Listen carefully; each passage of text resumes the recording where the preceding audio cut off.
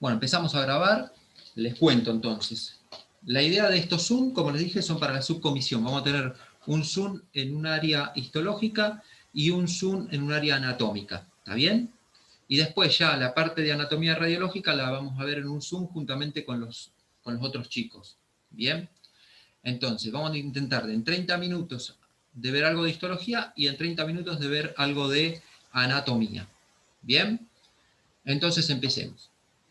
Lo que yo les planteo en este primer Zoom de histología es, básicamente ustedes tienen, nos vamos a regir con la parte del cronograma, si ustedes se fijan, de lo que es el práctico, el cronograma de prácticos, donde tenemos que ver, o tienen que ver ustedes teóricamente, organización anatómica básica, técnicas de estudio, organización de la materia viva y tejido epitelial de revestimiento en este práctico. ¿Está bien? Entonces yo de todos esos temas voy a elegir de histología, hablar un poco de lo que es dos palabras de la técnica histológica que surgen de una pregunta que hicieron y que siempre la hacen, y voy a abordar en la parte de anatomía un poco articulaciones, superficies articulares y un poco los movimientos para entender algunas preguntas que suelen caer en los choice, básicamente. ¿Estamos? ¿Arrancamos, les parece? Vamos con la parte histológica. Fíjense, me robé una filmina del doctor Efraín, que es justamente de técnica histológica. Y acá quiero hacer una salvedad.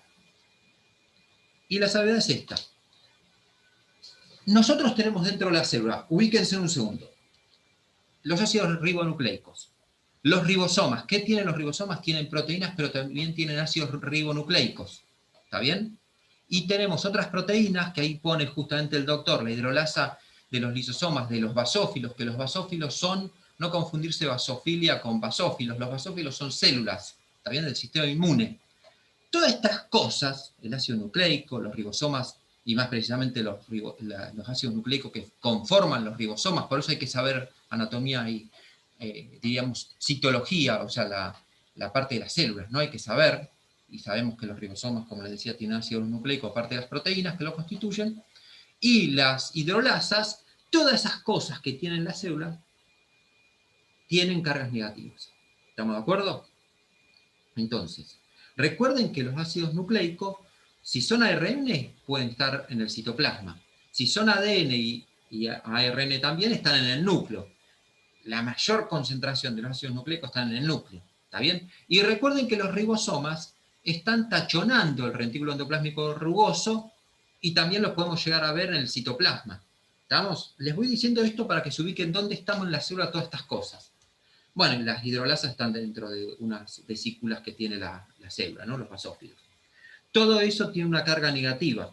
Entonces, a estas cosas se le va a pegar algo que tiene una carga positiva. ¿Y qué es eso que tiene carga positiva? La hematoxilina. La hematoxilina se ve azul o violácea y se pega al ácido nucleico del núcleo, por ejemplo, a los ácidos nucleicos que tienen los ribosomas y a justamente las hidrolasas de los basófilos. ¿Por qué? Porque tienen cargas negativas y la hematoxilina tiene carga positiva. Entonces, decimos que, redondeando un poco lo que dijo el doctor, los ácidos nucleicos, los ribosomas y las hidrolasas tienen afinidad por estructuras basófilas. ¿Qué es la estructura basófila? Justamente la hematoxilina. ¿Estamos de acuerdo? Entonces, ¿qué quiero decir con esto? Redondeando. La hematoxilina se va a pintar de azul o violáceo. ¿Y qué va a pintar azul o violáceo? El núcleo, los ribosomas que veamos en el citoplasma, y bueno, y algunas otras enzimas, por ejemplo, las hidrolasas. ¿Bien? Hasta ahí vamos. Sigamos, vamos a la otra para ir redondeando y después hacemos una conclusión de las dos cosas. Y le doy un ejemplo para que se entienda. ¿Entendieron lo de hematoxilina? Repetí casi lo mismo que dijo Sí, el doctor. Ahora vamos a la se entendió. eosina. La eosina, y vamos a la célula, nos concentramos otra vez en la célula. Yo tengo en la célula fibras proteicas, por ejemplo, la actina y la miosina. ¿Estamos de acuerdo? Eso lo voy a ver en el citoplasma, básicamente lo voy a tener a eso. ¿Bien? Una vez sintetizada, quiero decir, ¿no? Tenemos fibras proteicas extracelulares, por ejemplo, fuera de la célula el colágeno. Cuando una vez se sintetiza el colágeno, lo libera hacia extracelular y queda en el extracelular. Y después tenemos otras sustancias básicas con carga eléctrica positiva, como los grupos amino. O sea, las proteínas, dependiendo la carga que tengan y la que predomine en un pH fisiológico, se van a cargar de una u otra manera. La gente que hizo bioquímica ya me entiende un poco más. El pKa, el pK, qué sé yo, y todas esas clases de cosas que ustedes saben, y depende en qué medio se encuentre una proteína, es cómo se comporta. Y si se va a comportar con carga positiva, expresarse con carga positiva o negativa. Pero eso es muy bioquímico. Acá vamos a tratar de simplificar. Entonces, las proteínas que están en el citoplasma, las fibras de colágeno que están extracelulares, y algunas proteínas o algunas sustancias, dependiendo de la carga que tengan, se le va a pegar la eosina. ¿Qué carga tiene todas estas cosas? La actina, la miosina, el colágeno, y bueno, acá lo dice, las otras sustancias tienen una carga del tipo positiva. ¿Qué se le va a pegar? Una sustancia que tenga una carga negativa. ¿Y cuál es esa sustancia que tiene carga negativa? La eosina. ¿Está bien? Entonces, estas proteínas que tengan actina y miosina, el colágeno, se va a pintar de rosado porque justamente tiene una propiedad, justamente tienen afinidad por estructuras acidófilas o tinciones acidófilas. Entonces decimos que las proteínas tienen carga positiva, se le pega algo negativo, que en este caso va a ser la eosina, y se va a representar o se va a pintar de rosa. ¿Bien? Listo. Hasta ahí estamos. Ahí tenemos los dos conceptos. Hasta acá no dije nada nuevo, dije lo mismo que dijo el doctor. Bueno, pero ahora vamos a otra cosa. ¿Y cómo se va a ver pintado? Básicamente yo voy a ver pintado el citoplasma. ¿Por qué? Porque voy a ver que en el citoplasma voy a tener todas estas proteínas que tienen fundamentalmente actina, miosina y demás. ¿Bien? Ahora yo les hago una consulta. Les hago una consulta a ustedes. Yo tengo una fibra muscular. ¿Estamos de acuerdo? Fibra muscular, ya van a ver cuando vean tejido muscular, es lo mismo que decir una célula muscular. Entonces, yo la voy a ver pintadita bien de rosada. La gente que ya la recursó a la materia lo tiene en la mente. La voy a ver pintada de rosada. ¿Por qué? Porque está pintando básicamente las proteínas que tiene el citoplasma. ¿Bien?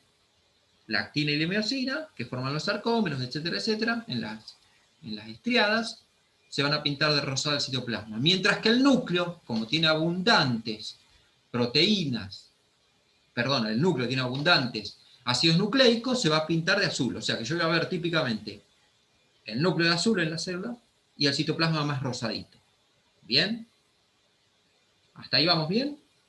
Ahora, yo tengo un acino seroso. El acino seroso, ya vieron un tejido glandular, después lo vamos a repasar un poco más, pero lo vieron, van a ver que el acino seroso secreta proteínas hacia el exterior, ¿sí o no? En los gránulos secreta proteínas. ¿Y por qué yo un acino seroso lo veo muy azulado? Tanto el núcleo, bien azulado, como el citoplasma, bastante azulado. ¿Por qué? A ver, dígame alguien, ¿por qué? Si es una... verdad. Claro, para la producción de las proteínas se necesita de ARN. Exacto, ¿y dónde está el ARN? El ARN se produce en el núcleo. Ah, bien, entonces hasta ahí vamos con que el azul del núcleo es justamente por los ácidos ribonucleicos, lo que dijimos hasta ahora.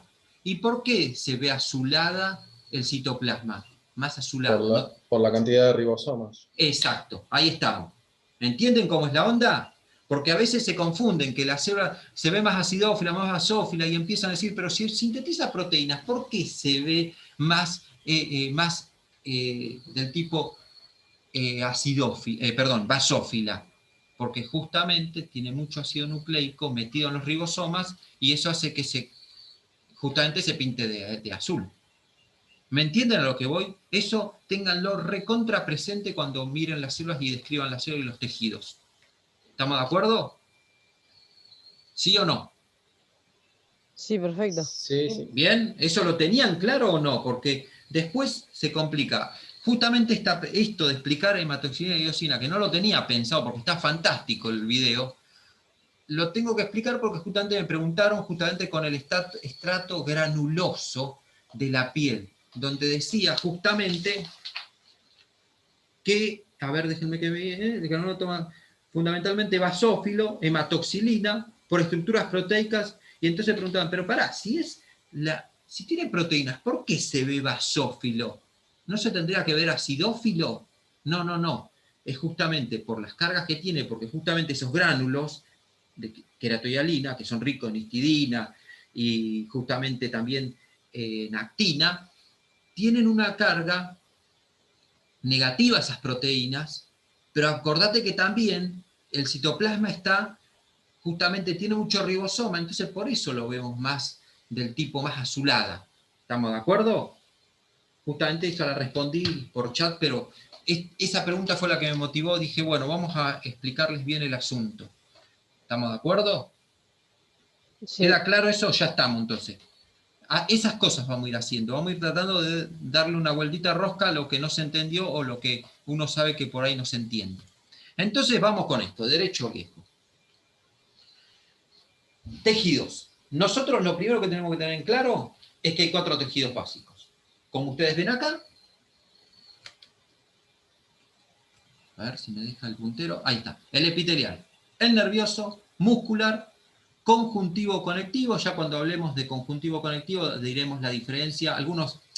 Muchos autores lo toman como sinónimo, pero van a ver que hay una pequeña diferencia entre un conjuntivo y un conectivo. ¿Estamos de acuerdo? Pero bueno, eso es un detalle.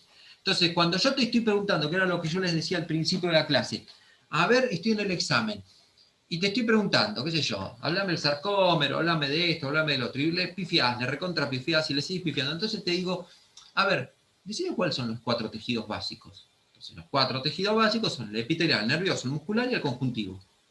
El que vamos a ver ahora y empezamos a ver es el epitelial. Y el epitelial, justamente, tenemos uno de revestimiento y un glandular, o de recubrimiento, como dice acá. Van a ver que hay muchos autores, muchas clasificaciones de las cosas. Esto lo saqué de internet como para tener un lineamiento nada más. Me pareció bastante, que sigue bastante lo que dice Ross, lo que dicen los textos y lo que dice la cátedra. Entonces más o menos tomé esto y listo, para no ponerme a hacer todas estas flechas. Pero esto es lo que tiene que estar en su mente, que el tejido, hay 4 tejidos básicos, que el epitelial se divide en 2, uno de revestimiento y uno glandular. Después el nervioso vamos a ver, más allá de esto, de que lo dividimos en sistema nervioso central y periférico, que tiene que ver con la parte más anatómica, pero van a ver que el tejido nervioso tiene células específicas, que son las neuronas, y células de sostén, que se llaman de la glía, y que a su vez se llaman neuroglía, micro y macroglía. Bueno, eso lo vamos a ver en tejido nervioso. En muscular van a ver que la gran diferencia es entre estriado y liso, porque la estriación la da el sarcómero, y a su vez este se divide en cardíaco y esquelético. Y después tenemos los conjuntivos, que son especializados, que nosotros vamos a ver en este primer examen, cartílago y óseo básicamente, y algo de adiposo posiblemente. Después en adiposo se vuelve a extender en el segundo examen. Y dentro de los no especializados, que es lo que vamos a ver en primera instancia, es justamente cómo está constituido este tejido conectivo conjuntivo. ¿Está bien? Entonces, van a ver que todo tejido, cualquiera de estos 4 tejidos, tiene un esquema básico, que es que tiene células y que tiene sustancia intercelular. Van a ver que el tejido epitelial tiene escasa sustancia intercelular, aparte de ser avascular y ricamente inervado. ¿Estamos de acuerdo? Entre otras cosas. Entonces, estas cosas básicas las tienen que manejar. Listo, vamos a lo nuestro. Tejido epitelial. Entonces decimos que el tejido epitelial lo clasificamos en membranas epiteliales y epitelios tipo glandulares. Y a su vez, parece esto que es muy teórico, pero cuando uno le pregunta, después no sabe. Entonces yo te digo, a ver, primero tienen que partir de lo que es un tejido. No nos vamos a poner a perder tiempo, que es un tejido, conjunto de células que se unen para cumplir una función. No vamos a ponernos a decir la definición, porque eso lo leen del texto y ya estamos. No es la idea en un práctico eso. La idea es armar un poco el esquema mental. Entonces, tejido epitelial, definición. Tejido epitelial, ¿cómo lo clasificás? Lo clasifico en, o puede ser de tipo de revestimiento, epitelial dice acá, y glandular. Bueno, y a ver, el tejido epitelial, que es el día de hoy, ¿Cómo lo clasificás? Bueno, lo podemos clasificar en base al número, a la forma de la célula, o en base a las capas que lo constituyen. ¿Estamos de acuerdo? Entonces, si tomamos en cuenta el número de células, podemos decir que hay un epitelio simple porque tiene una sola capa, o que tiene 2 o más y lo decimos que es estratificado.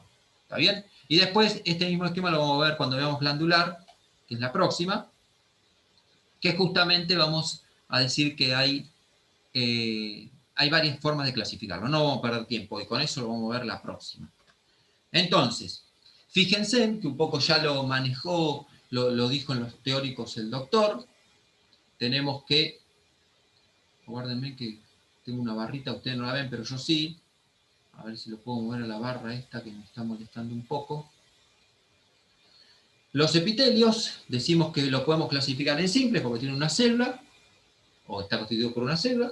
Y decimos que es escamoso o plano, que ya también ustedes lo saben, puede ser cúbico. Fíjense en que los simples tienen una sola capa y lo estoy clasificando en base a la forma de la célula. Fíjense, el escamoso plano, o sea que es plano. Después tenemos uno que la forma es cúbica, es más alto que ancho. Prismático columnar, ¿está bien? O sea, el cúbico tiene las 4 dimensiones iguales. El plano predomina la horizontal sobre la vertical y la demás, y la siguiente medida, diríamos, tridimensional. El columnar predomina la altura sobre lo que es el ancho, y el pseudoestratificado, recuerden que todas las células contactan con la membrana basal, pero no todas llegan hacia a contactar con la luz, y los núcleos se ven a distintas alturas, que por eso se dice que es pseudoestratificado, porque daría la impresión de que por tener los núcleos a distintas alturas, estar constituido por más de una sola capa de célula, pero cuando uno lo analiza mejor, se fija que todas las células están en contacto con la membrana basal. ¿Bien? Y fíjense en que acá hay una subclasificación de entre los cúbicos y los columnares que pueden ser ciliados y no ciliados, los pseudoestratificados también. Y después, cuando vamos a los estratificados, tienen más de una capa, como decimos, y podemos decir que es escamoso o plano, puede ser cúbico, prismático columnar, y de transición. ¿Cuál es la célula que yo voy a mirar? ¿Qué estrato voy a mirar para clasificar a un estratificado? A ver, alguien que me lo diga. Las que contactan con la membrana basal. No. La más superficial. La más superficial, exactamente. Porque vos fíjate que la piel, una cosa. La piel es un tejido, ¿está bien? Es un órgano, y tiene varios estratos.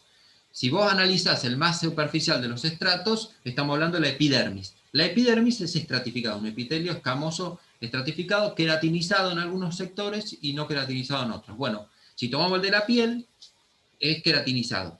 Si vos analizás, como dijo tu compañero, las células más inferiores son más del tipo cúbicas, mientras que las más superficiales son planas. Y decimos que la epidermis es un epitelio plano estratificado queratinizado. Como dijo tu compañero, justamente se mira la capa más superficial para clasificar. ¿Estamos de acuerdo? O sea que no está de más repasarlo. A alguien le había quedado la duda. Y bueno, y acá como decimos, del escamoso, decimos que está queratinizado o no queratinizado. Corificado también se lo puede llamar. ¿Estamos de acuerdo? Bueno, entonces, avancemos. Nos quedan 10 minutos, reconectamos después, no hay problema. La idea es ver tanto una parte anatómica como una histológica. Estos son los cuadros que yo les envié. Yo estos cuadros, ¿alguien los hizo, los completó o no? Hola. Hola, gente. No, eso está en el foro. Están en el foro, tienen que mirar el Sí, foro. yo lo completé. Perfecto. La idea les cuento. Yo se los pasé en Word para que a ustedes les sea sencillo escribirlos. ¿Bien? Yo las respuestas se las mando en PDF. Ustedes lo que van a hacer en los cuadros, traten de hacer la actividad. Esto es así, es muy sencillo. Traten de hacer la actividad. Hola, ¿me ven la imagen o no? Sí, se ve, se ve. Sí, profe, se ve. Bueno, acá voy a cerrar porque me salió no sé qué cosa acá. A ver si me permite ver. Ahí está. Entonces, la idea es esta, para organizar la mente. Ustedes traten de hacer, mientras leen, yo les voy a mandar cuadros de histología, básicamente. Mientras lean o mientras miren el video, traten de ir completando. Fíjense en que son 3 o 4 palabras que van a ir poniendo. Yo no los cargo demasiado. Entonces, los van punteando. ¿Qué características tiene el plano simple? Bueno, células planas, chatas, cuyos núcleos ausados protruyen hacia la luz. Listo. Ponés un par de palabritas. ¿Qué función tiene? Intercambio de sustancias. ¿Dónde está ubicado? Bueno, cápsula de Bowman, mesotelio, alveolo pulmonar, endotelio, vasos y arterias, ¿no? En cuanto al epitelio simple. Fíjate que pusiste 3 palabras. Lo ponés. Yo después les voy a mandar el cuadro completo.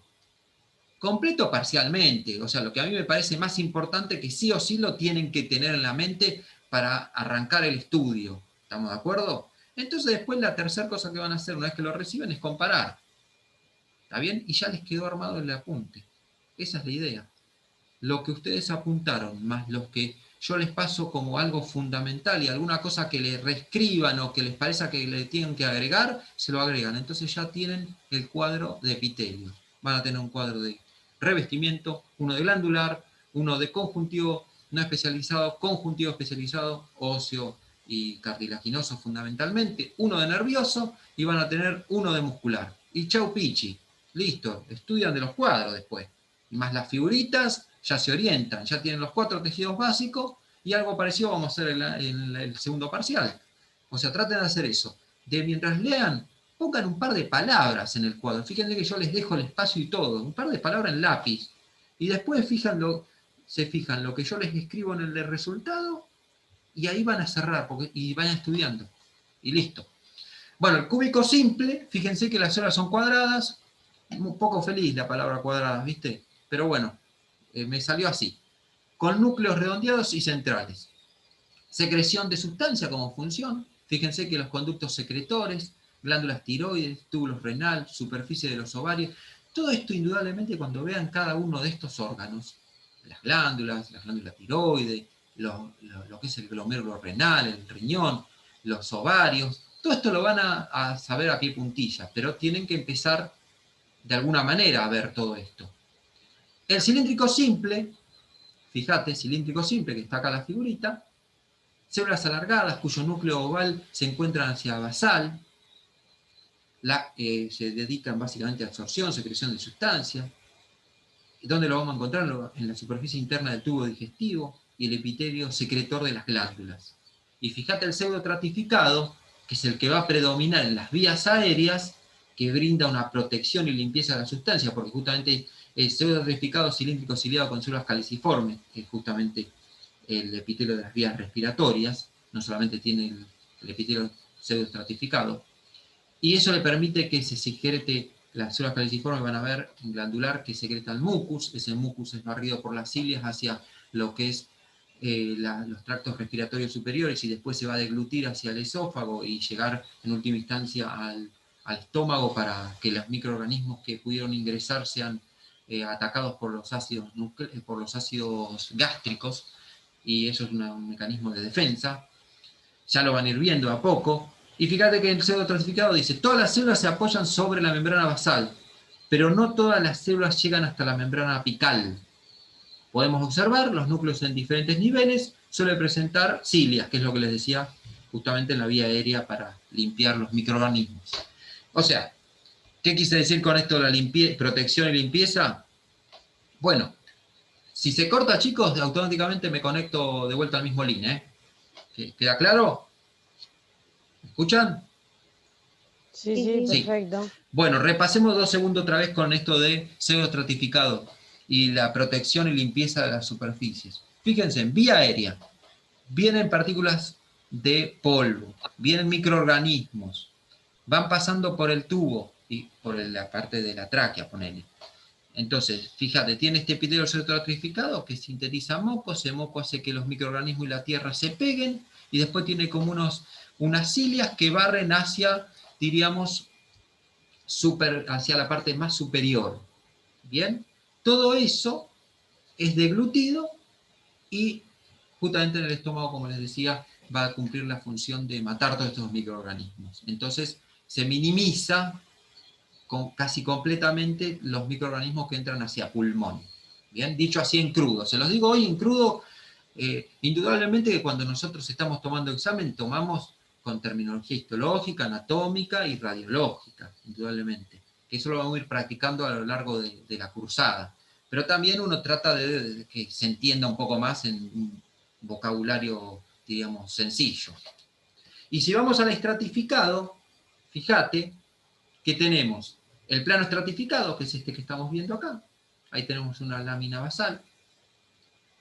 Fíjate que, como dijo tu compañero, yo digo que es un plano estratificado porque estoy mirando la capa más superficial, mientras que fíjate que es más cúbica la basal de los estratos. ¿Está bien? Y fíjate que los núcleos de estratos celulares es mayor de 10 capas habitualmente, 7 a 10 capas, depende de donde estemos parados.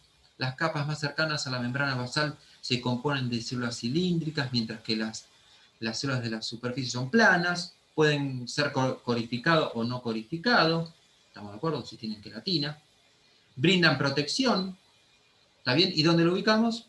El corificado o queratinizado en la epidermis. Y el que no está corificado, por ejemplo, en el esófago, la faringe, el esófago, la vagina, el ano, todos lugares donde tiene fricción, ponele, ¿está bien? Cuando vos comes una galletita dura, diríamos, indudablemente que el esófago tiene que tener ciertas capas para brindar protección y no se produzcan laceraciones hacia el interior, ¿bien? Y ya les voy comentando que la histología, cuando estés hablando de órganos, van a ver que hay órganos que son macizos y órganos que son del tipo huecos, ¿sí? Los órganos macizos se van a describir de la superficie hacia el centro, o de la periferia al centro. ¿Estamos de acuerdo? El hígado, por ejemplo. Mientras que un órgano tubular se va a describir de la luz del órgano, o sea, desde el centro, hacia la parte más periférica. Ya eso lo vamos a ver, de a poquito. Pero bueno, les voy comentando ese detalle para que vayan incorporando algún conocimiento más.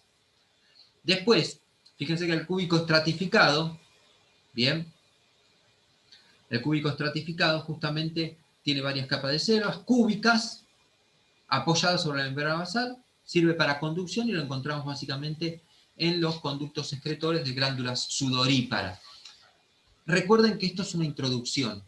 ¿Hay mucho más para decir? Hay un montón de cosas para decir. ¿Es una generalización? Es una generalización. ¿Estamos de acuerdo? Esto.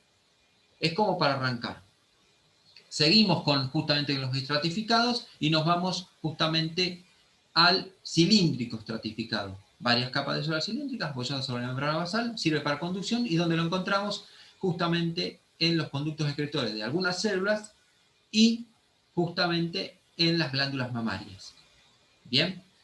Y el de transición polimórfico presenta de 2 a 7 capas de célula, como dice acá, las células están en estado contraído. Esto es, les cuento, vamos a empezar de atrás para adelante. ¿Dónde lo encontramos al epitelio polimorfo de transición? En lo que es vejiga, uréter y en la parte, en el tercio superior de la uretra. ¿Estamos de acuerdo? Y justamente vamos a mirar la vejiga.